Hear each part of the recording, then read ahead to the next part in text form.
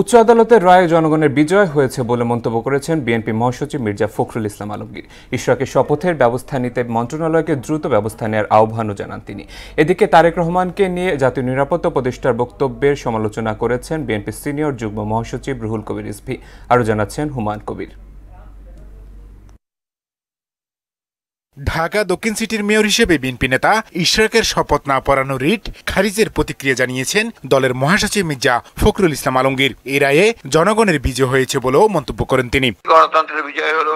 আমি আশা করব যে মন্ত্রণালয় এখন আর কোনো সমস্যা তৈরি না করে দ্রুত তারা ইশরাকের শপথের ব্যবস্থা করবেন। রাজনৈতিক সংকট কাটাতে দ্রুত নির্বাচনী রোডম্যাপ দেওয়ার দাবিও জানান তিনি।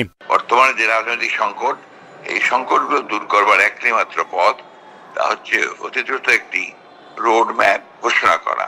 এদিকে নয়াপল্টন কার্যালয়ে সংবাদ সম্মেলন করেন দলের সিনিয়র যুগ্ম মহাসচিব রুহুল কবির রিজভী। বিএনপির ভারপ্রাপ্ত চেয়ারম্যান তারেক রহমানকে নিয়ে জাতীয় নিরাপত্তা উপদেষ্টা খলিলুর রহমানের বক্তব্যের সমালোচনা করে বক্তব্য প্রত্যাহার সহ তার পদত্যাগ দাবি করেন তিনি।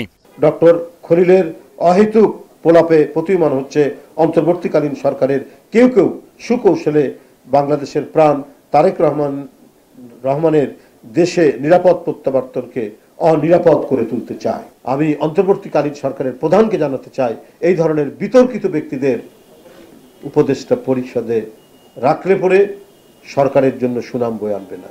সাংবাদিকদের এক প্রশ্নে রুহুল কবির রিজভী মেয়র হিসেবে ইশরাকের শপথ নিয়ে হাইকোর্টের আদেশের ইতিবাচক প্রতিক্রিয়া জানান। আদালতের এই আজকের যে রায় যেটা দিয়েছে, এটা জনগণের প্রত্যাশার প্রতিফলন হয়েছে। হুমায়ুন কবির, মোহনা সংবাদ, ঢাকা।